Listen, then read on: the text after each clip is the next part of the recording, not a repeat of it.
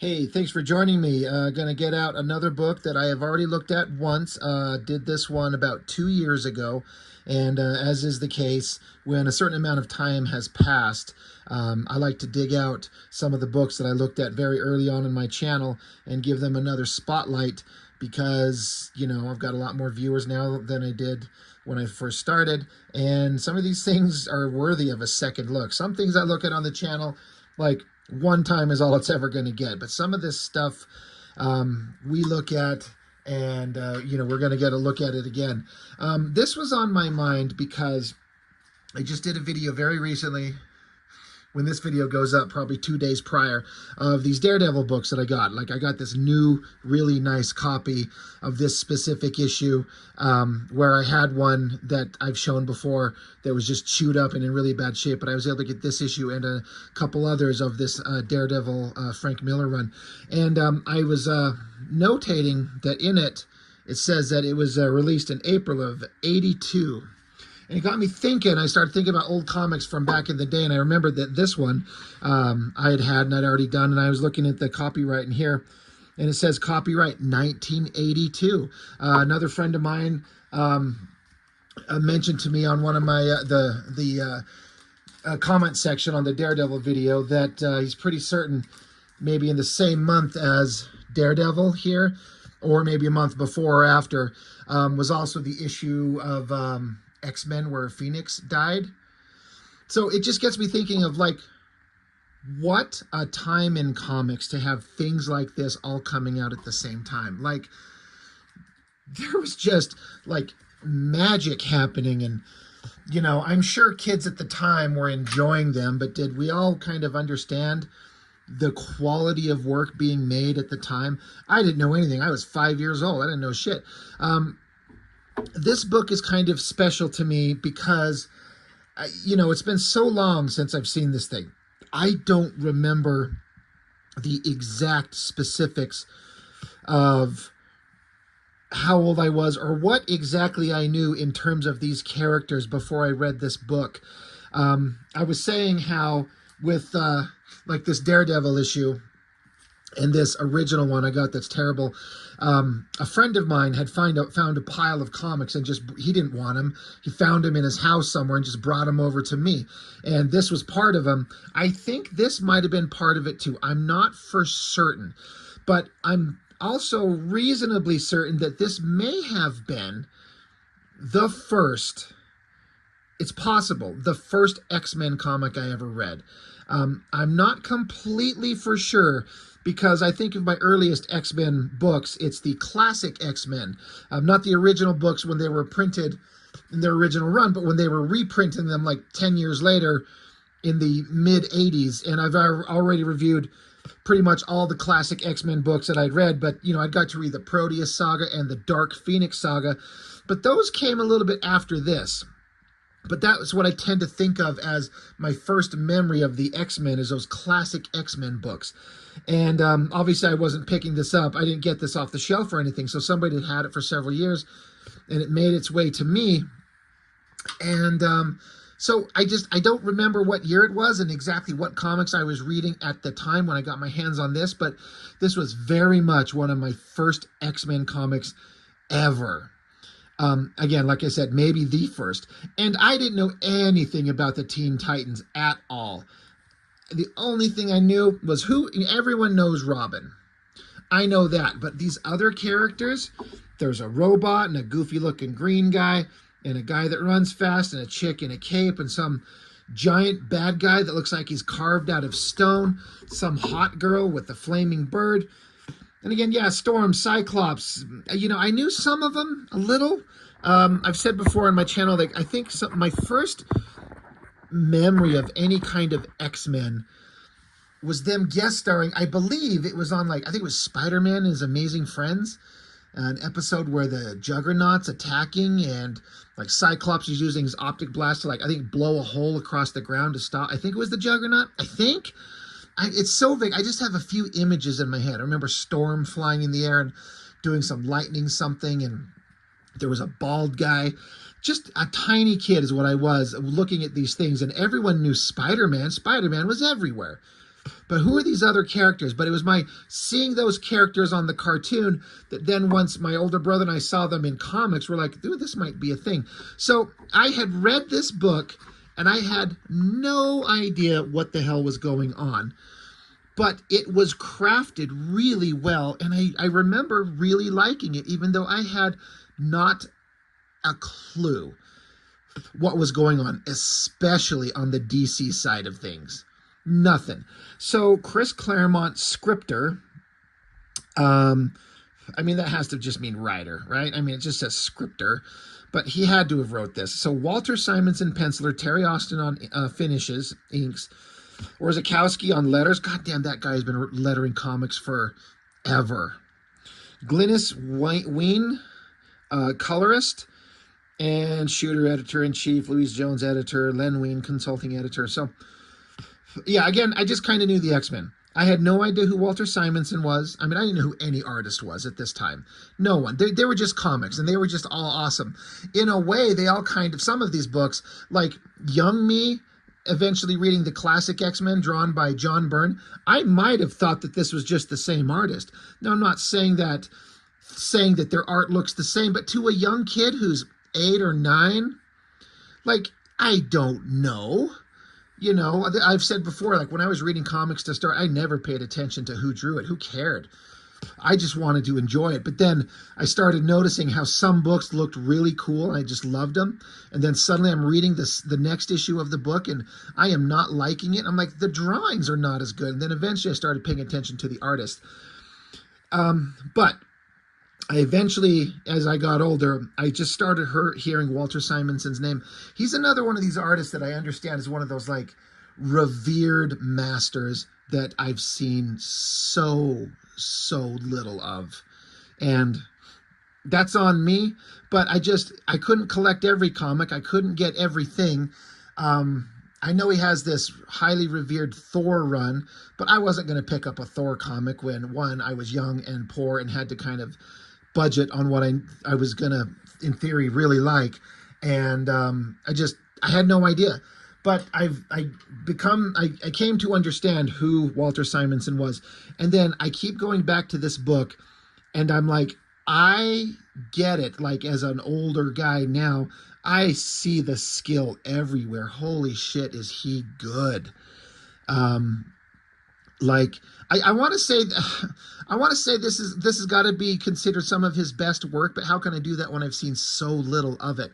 I've seen a lot of drawings. I've seen some flip throughs online of other books he's done. I've had the opportunity to flip through some other stuff he's done, but for some reason I keep coming back to this, and there's something that just keeps grabbing my attention about the art in this, and maybe it's just childhood nostalgia. I don't know. Terry Austin on inks as well. I've had the good fortune of getting to make acquaintances with and become friends with Chuck Gibson, former inker for Image Comics, and he's got a few years on me. So he grew up knowing some of these artists and creatives at a time as a fan, and he knows more about these guys, specifically Terry Austin, and he's had an opportunity to talk to him a couple times, from what I understand. And Terry Austin, from what I'm told, at least in certain times, tends to not be a big fan of his own work. That's kind of my understanding, is that he doesn't think that he has a great ink line, or that his work is not up to par to what he maybe thinks it should be.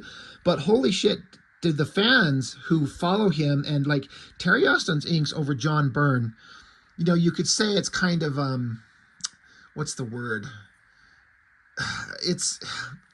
I don't even know how to describe it. I know Chuck will probably get into the comments and kind of describe him. His line work has got kind of like sterile feels kind of a bad way to describe it when he's on John Byrne on the classic X-Men. A very clean line.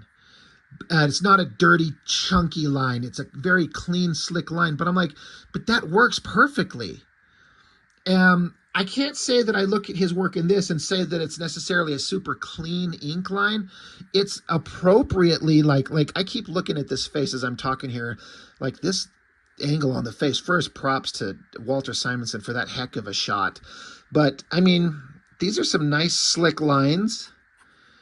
Um, I don't know. I don't have the verbiage to explain it. I understand when Chuck's kind of explaining to me what Terry Austin was saying. I'm like, okay, I can see that, but I can't speak on it. It's hard to kind of describe. All that to be said, I feel like Terry Austin's inks over Walt Simonson here. I don't know who's the best inker over Walter Simonson, but I think this book looks incredible. I bet the black and white artwork probably looks fantastic. Um, but yeah, I don't know much about Walter Simonson, but again, as I get older and I look at it, his storytelling, his ability to draw, like this closed fist, I'm looking at that. It's just it's just a tiny little panel, such a simple little drawing. But one of the hardest things in the world to draw are hands, because there's so many different shapes and angles and shadows and forms just in a hand, open, partially closed, a fist. And if you don't know what you're doing, you can fuck it up. And that's like perfect. Also, the way he draws energy blasts and explosions, energy like cascading out of things. I can see where Eric Larson gets his kind of background and energy projection kind of inspiration from Simonson and Kirby. I can just see it everywhere.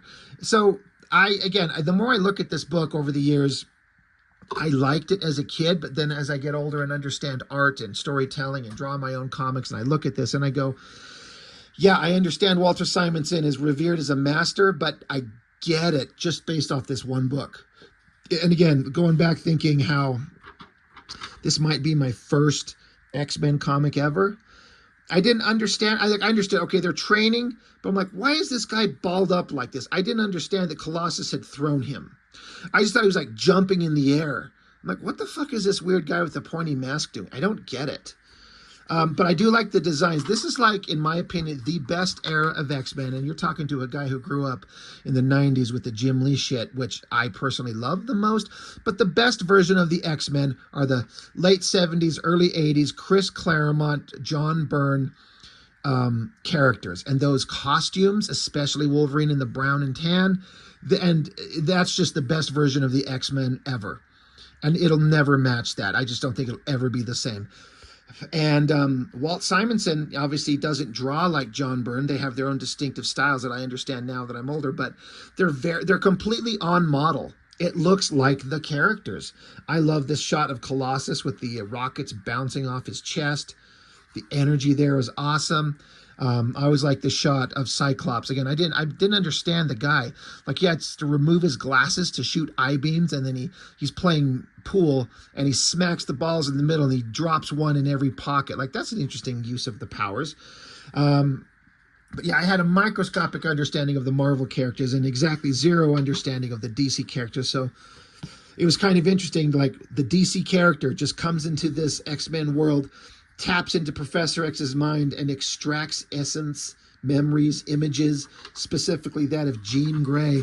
And then that same thing happens as, like, these images are pulled from the mind. You got Cyclops, Colossus, Nightcrawler, Wolverine with his claws half out of his hand. I always thought that was weird. And Storm. And these versions of showing Jean Grey being the beautiful, kind of happy woman that she was, and progressively turning evil to the Black Queen and then the Dark Phoenix. This shot always, I thought, was incredibly creepy. And it's just a small little panel where he's going after Kitty Pryde, but she wakes up and the first thing she sees is that face. What a great drawn face. The heavy shadows, the red eyes, the creepy smile, the heavy rendering, the flat, like, blue color. Like, that's all you see. That works so goddamn well. Again, I had no idea who Darkseid was, and that Kitty sees her. She screams, freaks out, phases, falls through the ceiling. The rest of the X-Men come running, and they're like, holy shit, what's going on, you know? And they all kind of say they're all having a nightmare because of all this stuff. But then Cyclops shows up, and he sees like a phantom ghost image of Jean Grey, and her phantom ghost image just falls into his arms. And he's just like, what the hell did I just see? And he screams because, again, I don't believe I had read the Dark Phoenix saga yet. But you get the idea of there was this powerful woman that was a part of their lives, obviously in love with this guy. Something horrible happened. Like, not knowing anything that was going on, but still loving it. You know, hyper convoluted backstory, but you still get one issue and you're still invested in it for the first time. That's the mark of an amazing comic. The Teen Titans, like, look, I understand their place in history. You'll never, ever get me to agree that a giant fucking skyscraper in the shape of a T is awesome. Like, that's stupid. Sorry, you can roast me all you want. That's fine. Knew nothing about this Raven girl, but I think it's interesting to have like a dream sequence where the black raven bird image is being just engulfed by a flaming, like, again, I didn't know what it was, but that's incredible imagery. And the way that Walt Simonson draws fire, flames, so freaking fantastic. I was confused when Green Guy shows up and he can just start like manifesting into different shapes. Like, what the hell can he, what the hell? All right, he's a shapeshifter. All right. But then the Teen Titans start gathering. There's a car chase going on, and I mean, Kid Flash. There's always got to be a teenage version of all the main heroes. Donna Troy, Wonder Girl, Victor Stone, Cyborg. This is one of these lines that it's kind of like a hand wave of the fact that these two universes cross over. Like he's like being Spider-Man. Like, this Cyborg guy is literally swinging through the air. Like, I think that's kind of a dumb thing. I mean, you got to have the character get from place to place, but their best thing they could come up with is for the Cyborg guy to be swinging around on a rope like Spider-Man. I mean, it's 82, so the perception of how these characters would operate is vastly different than what we would think of now. He got just put little rocket boosters on his ankles and he's just flying. But swinging on a rope is stupid. But getting back to like the hand wave, he's like seeing a smashed skyscraper. He's like, this used to be a skyscraper till it got trashed by the X-Men. Media describes them as outlaws. I wonder why the Titans have never tangled with them. So as a kid, I was like, yeah, why didn't these characters ever cross? I didn't understand. There's two different companies, and this is a crossover, and they can't interact unless there's a special, unique one-off. But big hand wave. Yeah, they exist in the same world and have, like, gigantic globe-spanning events that affect the world and the universe, but they just never ran into each other somehow. But you have to have some kind of reason to explain why they're all in the same world. Robin, I was into Robin because he was Batman's partner. So, again, I knew almost nothing about Robin except that he's the sidekick of Batman. Batman is a badass, so Robin has to be a badass. I don't understand any universe where anybody ever thought that this costume for Robin was awesome. Specifically the bare legs. Like, it is the stupidest thing I've ever seen. I don't mind the color scheme, the red, the green, the yellow, the little domino mask thing. Like, that's not hiding his identity, but it's one of those iconic things. But who thought that was a good idea? It's unbelievably stupid. But Robin, and then I didn't know who Deathstroke was. He's kind of badass. I thought his outfit was kind of overdone. Chainmail, this goofy looking sword on his back, the big poofy gloves, the big buccaneer poofy boots.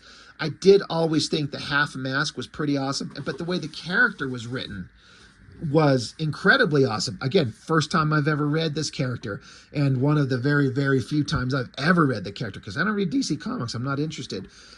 But I understand he's a badass, but boy, did I get the idea. This is my introduction to Deathstroke. He was established as a super fucking badass, and it's never left my mind. This was like a great introduction to the character if you've never read him before. But boy, Robin's bare-ass legs is stupid. Back with the X-Men, they're all kind of trying to assess what the hell they all just saw with Jean Grey.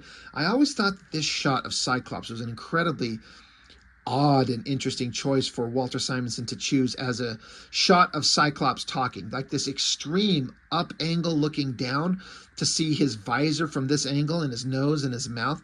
He does it great. It looks good, but what a weird shot choice.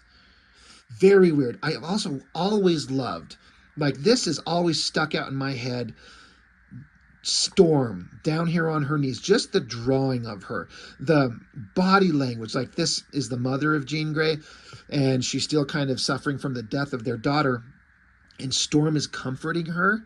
The emotion and the body language in Storm, the way that she's getting down to talk to her, the look on her face, if you can see it, the camera will focus on it.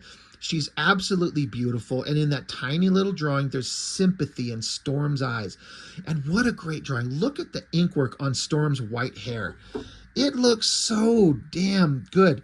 Thin lines and interesting shapes in the hair, but on the outside, there's some thicker, chunky lines to outline it. The black shapes in her outfit. It's so good. In a page full of interesting stuff, that shot of Storm I've always loved. It's so interesting. Professor X showing up. You know, lots of conversations going back. The X-Men trying to figure out what's going on.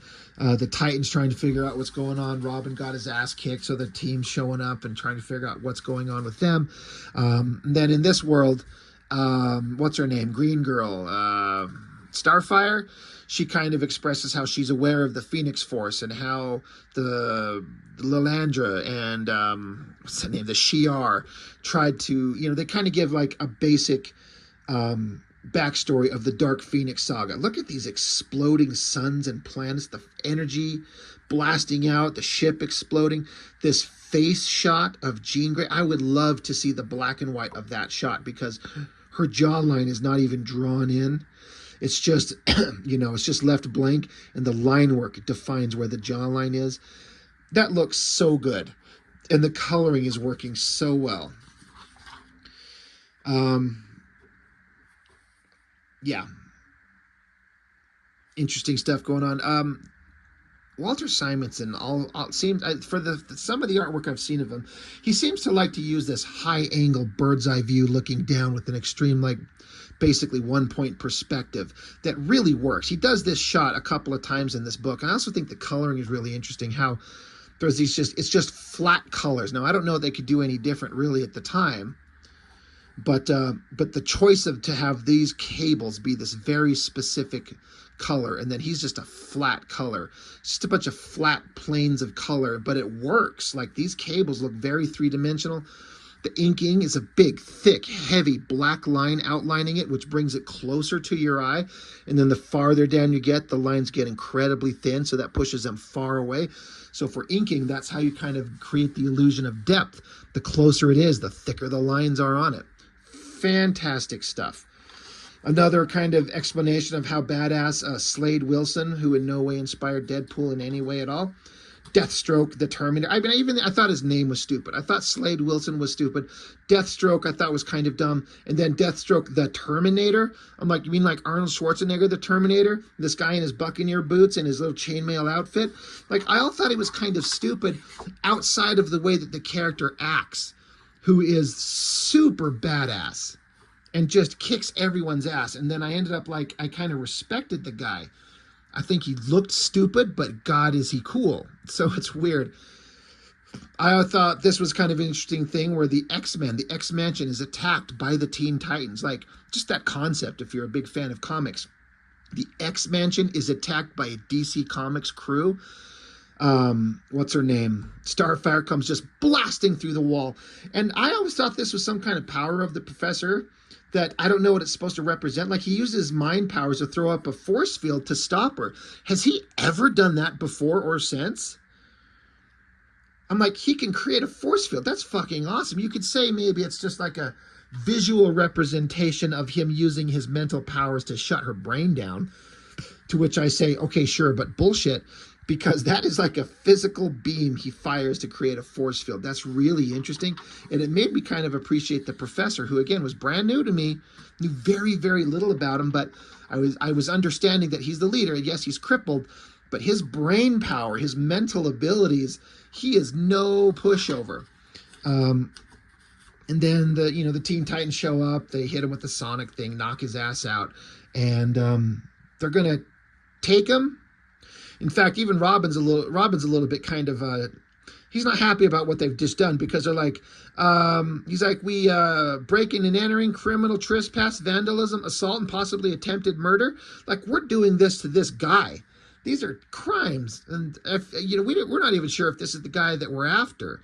So, Robin's like, yeah, are we doing the right thing? But then, boom, giant explosion. Bad guys come pouring out. Are these parademons? I don't know. Again, I don't read DC Comics. These weird mutant creatures and weird weapons. Yeah, I don't know who these guys are, but they take out the Titans pretty quickly, thinking that they're the X-Men. Like, this big robot guy must be Colossus. And hey, they've got a speedster. They didn't say there was a speedster with the X-Men, but basically the Titans get their asses knocked out, except for the green kid who can change his shape. Here's another one of those awesome shots where it's like a bird's eye view looking down, and the kind of the basic 1-point perspective. All the technology on that machine, so crazy. Like, it feels like a Jack Kirby kind of inspired, but Walt Simonson, awesome, crazy awesome machine. Again, this is a very early kind of exposure to a lot of these characters, but I knew a little tiny bit about Wolverine. But my understanding that Wolverine was awesome, and to reinforce how awesome Wolverine was, he gets the drop on Deathstroke. Like, he comes up and he taps him on the shoulder. So to be fair, Wolverine could have put his claws through the back of his head and his heart and killed him right then and there. So Wolverine was able to sneak up on him. But Deathstroke swings and Wolverine ducks. He's like, yeah, you're fast, but I'm faster. Knocks his ass down. Cyclops shows up, blasts away the bad guys, and Colossus is over here picking up the machine, just shaking it loose, blowing things up. I'm like, okay, hell yeah. The X-Men are badasses. I like these guys.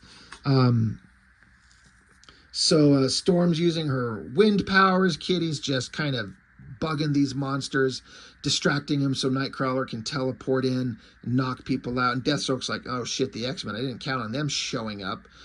But so yeah, the X-Men are badasses, right? And they just took out everyone and everything. So Deathstroke, after kind of recovering from getting his ass punched by Wolverine, he just looks, he assesses the situation. He's like, okay, well, and he single-handedly fucking takes the entire team out. Blast Storm out of the sky. She's falling. Well, I guess he didn't single-handedly. I'm sorry, I take that back. He actually takes out 2 of them. But I guess the team rallies. This bad guy throws some smoke, toxic grenade, so knocks out Kitty, Wolverine, and Nightcrawler. Pretty stupid. Nightcrawler could have just teleported away. Wolverine could have held his breath and ran out and stabbed the guy in the balls. Bad guy zaps Cyclops. But then here, Colossus is coming after Deathstroke, and he just kind of like just alters Colossus's momentum, tosses him over the hill, and stands there victorious. So I'm like, okay, Deathstroke's a badass. The X-Men showed up and just kicked the shit out of everybody. Maybe they were too confident in their abilities, but they screwed up. So then we flip to this page, The Wall. No idea what this is. All I know is that, holy shit, does that look cool. And as I got older and I saw new things, I'm like, is this something introduced? I don't know. It's just a Jack Kirby fourth world kind of thing.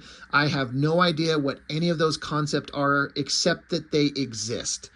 And this looks like something that could be that. I don't know what it is, but holy shit, does that look cool. And the use of color everywhere. The beams coming out of the eyes. Like, look at the multiple colors, the waves of color coming out of the eyes of these things. It's so weird. And as a kid, I'm like, what the fuck is this? I don't know that I don't need to know outside of, it's just so cool. You just go along for the ride. And the inking looks spectacular. The Wall, whatever the hell it is, I like it. I think you could tell if you look and see the black shape, how there's this like different tones of black. Something to do with the printing process. I had it explained to me once before a while ago in the comments, and I didn't understand why there's this like black shape around the outer edge, but then this different black tone here.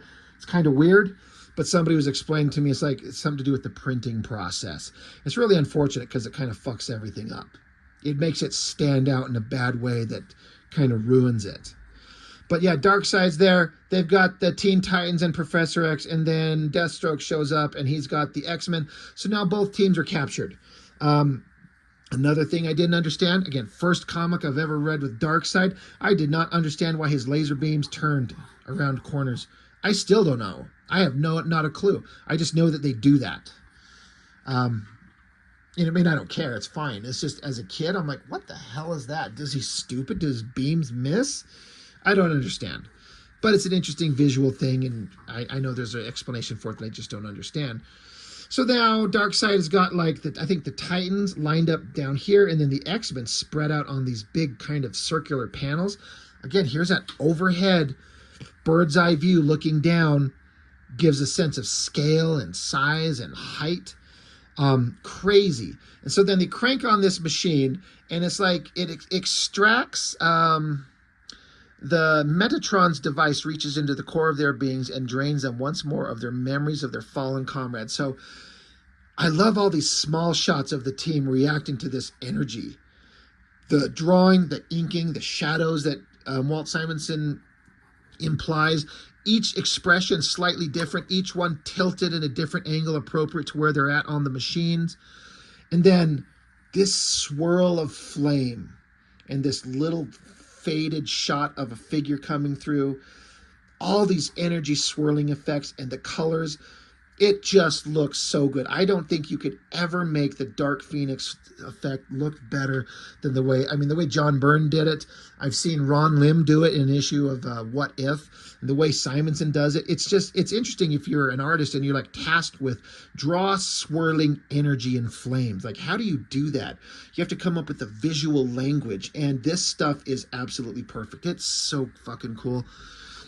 But yeah, this might have been my first exposure to this character. And I say that because when I read this the first time, for years, I did not understand the font. I thought that was an O. It still looks like a fucking O. Now you could say, well, there's an O there. There's a distinct difference. This has a little tail on the letter form, right? But I read that as Orc Phoenix, O-A-R-K. And I didn't know what an orc was, Orc Phoenix. But I just thought that that's just something. I was smart enough as a kid to understand that I didn't know everything. And that's just something I'm unaware of. I don't know what an Orc Phoenix is, but holy shit, is that awesome. So I'm like, okay. And it wasn't until years later where I was flipping through this again after having read a bunch of X-Men comics. I'm like, oh, duh, no shit, that's a D. Dark Phoenix, duh. But for years, as a little kid, I was like, what's an Orc Phoenix? No idea. She looks awesome. He looks awesome. It's kind of a weird looking hand, but it's also completely awesome. I try to how'd that hand look like that? I don't know. I like the way that they take each other's hands. Again, I talked about as an artist, being able to draw hands and fingers. So well done. Cyclops doesn't like seeing basically the evil, dead, resurrected corpse of his former lover holding hands with this giant stone-faced fucker. That would piss me off. So Darkseid and Dark Phoenix are going to get together. I like the center shot of his face and oh, we're making plans. I love the volcanic mountain there, the cracks in the planet, the space shots, the new apocalypse there with the energy bursting out of the planet. So well done. But yeah, bad guys take off. They go through a portal. They're going to attack Earth or whatever the fuck they're going to do. And for some reason, the restraints on both teams let them loose. So the Titans are getting up and oh shit, hold on everybody. Here comes this other team of whoever the fuck they are. I always liked this shot because it's a very character-driven piece where the teams meet. And as far as I understand it, this is the first time. Is it the only time the X-Men and the Teen Titans have ever met? I mean, was there ever a sequel, follow-up, anything like that? But it's just fascinating from a character perspective to understand this is the first time any of these people have ever spoken to each other. And I like that they're not fucking fighting, for God's sakes. Cyclops is under the circumstances, strangers, I think we probably should form an alliance. And Robin's yeah, I think so. He's I'm Cyclops. Robin, pleased to meet you.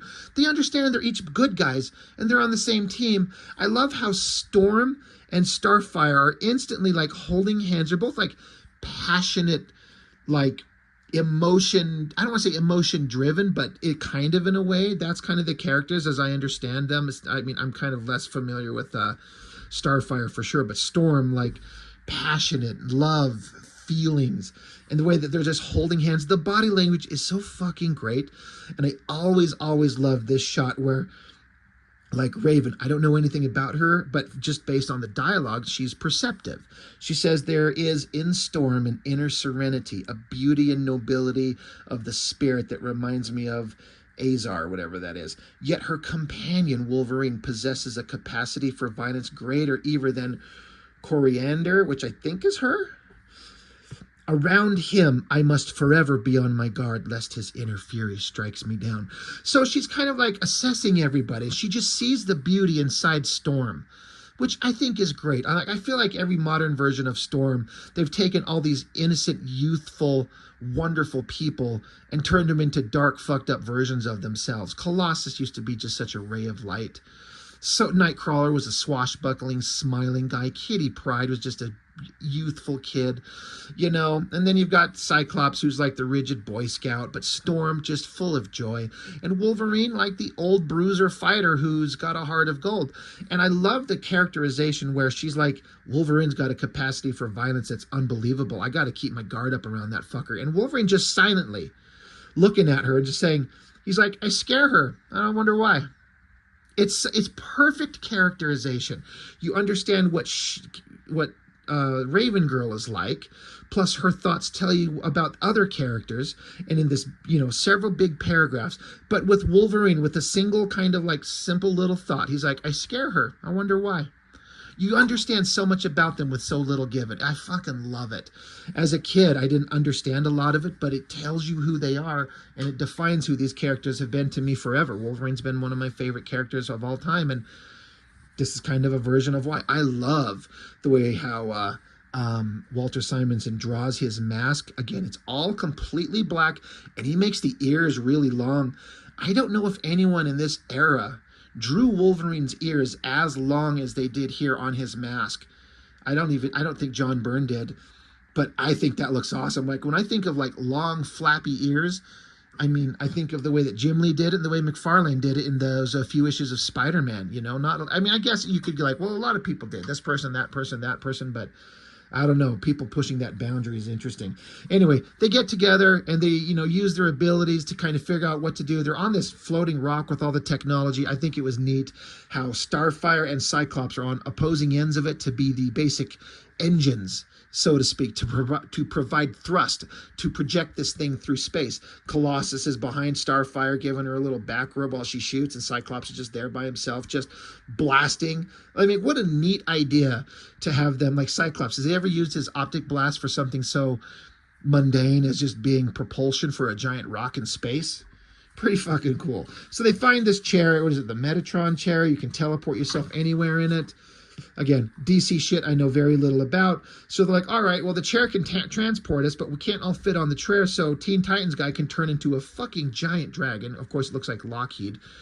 So all the people can ride on the dragon, and the dragon can carry the chair. They can all teleport around to different places. Starfire decides to make out with Colossus, because, I mean, who wouldn't want to, I guess? Kitty doesn't like it, but remember, Kitty's like fucking 13 or 14 years old, so let's just not talk about that conversation. Love this shot of Cyclops and the zipatone in his visor there, and the metal kind of highlights around the edge of it. Looks so damn good. Holy shit, is Simonson just a great artist.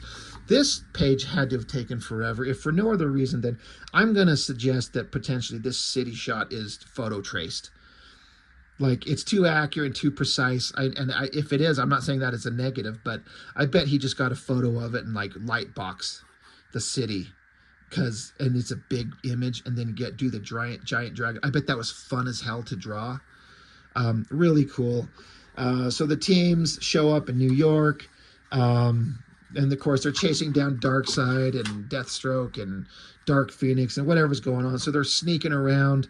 I thought another bit of interesting characterization, like Wolverine's like sneaking around and like, okay, so Wolverine's a super badass. No one gets the drop on him. Oh wait, no, Deathstroke absolutely does. And he's like, now we're even. Love that shot of the staff, the energy, and again, that half mask is really freaking cool. But now the lizard monster soldiers fighting the Titans and the X-Men. Big battles. All good action stuff. Another one of those great overhead shots looking down. And I like how there's just this monster up front. The flat colors of his outfit and then his face. Just this monster's face right up front. It's kind of funny.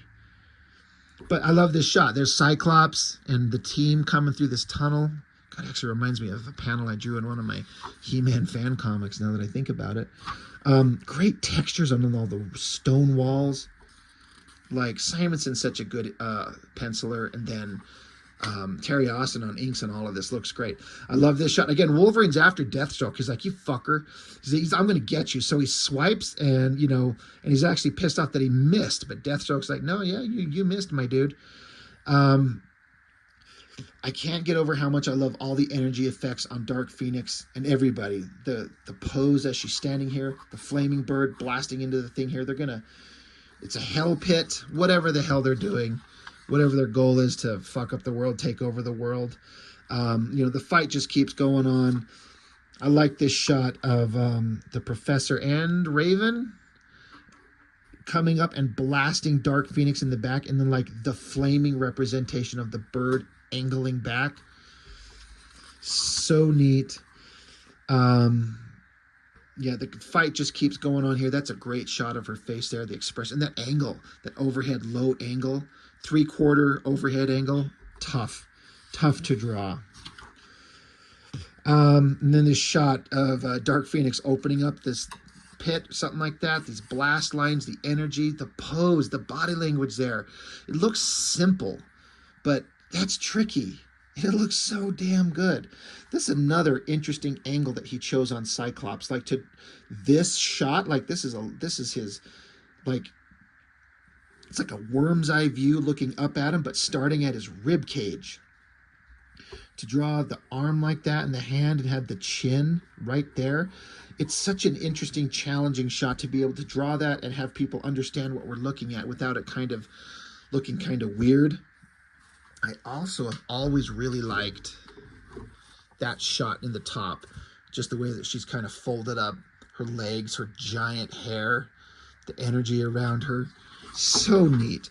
But yeah, whatever happens, the Phoenix energy kind of absorbs into Cyclops, and it's like the spirit, the soul, the essence of Jean Grey remembers who she is, bonding with Cyclops.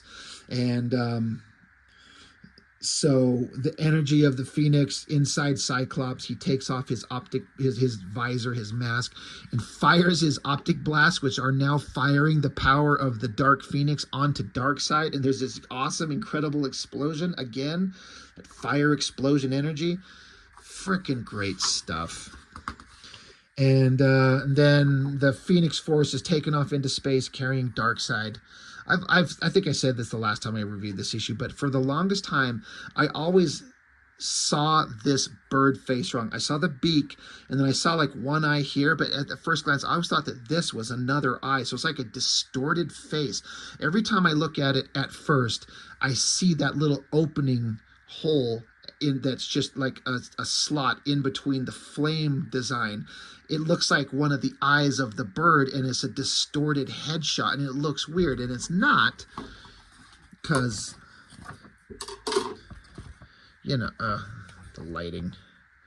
But that's the bird face with the two eyes and the beak, but that damn thing up there just looks like a goofy, weird, it just, every time I look at it, I always feel like that was like some distorted face. Anyway, the Phoenix entity takes off into space with Darkseid, goes to whatever this giant stone wall thing is, drops him off. And so now the teams are there, and they just sit down, and there's more characterization of like, holy shit, what a crazy adventure. What is the future going to hold? We should all go get a beer and a shower and whatever. And then an epilogue where we end on another one of those great shots. And again, Darkseid, he's part of that wall. The chunky lines in that, it feels like there's so many planes, like flat, and then it comes out angles and up angles. You can feel the different planes of the shapes and the energy blasting out of the eyes. Again, I had no idea what this wall means. Why is Darkseid's face on this wall? It looks incredible. Again, I had no idea what this was about. It meant nothing to me, but it was sure exciting. And you know, help define kind of my appreciation and, you know, characterization of these X-Men specifically that I kind of grew up and loved forever. One of my favorite books, because it is very much tied to childhood nostalgia, of course, but, you know, because it's one of those first things I ever read. I can't help but be attached to it, but just objectively looking at it later, I mean, anytime you got Claremont writing the X-Men in this era with Walter Simonson drawing and Terry Austin inking, you're getting genius. Like, there's no way that it's going to be anything except brilliant. So I love it. I didn't expect this thing to go on about 45 minutes here. I actually thought I'd get through in 20 minutes, because I'll just blast through it. I've already talked about it. Let's just show how awesome the art is, and, you know, we'll do a quick one. But then I get into like the art and the design and the characterization and how these little phrases define character, how these motions show how awesome a character is, or how sweet they are, how gentle they are. It's absolute genius. Like, this is like gold standard of comic book making. It's absolutely good. It's not absolutely good. It's absolutely brilliant comic making. So that's all I've got. Thank you so much for watching. I really appreciate it, and I will see you next time.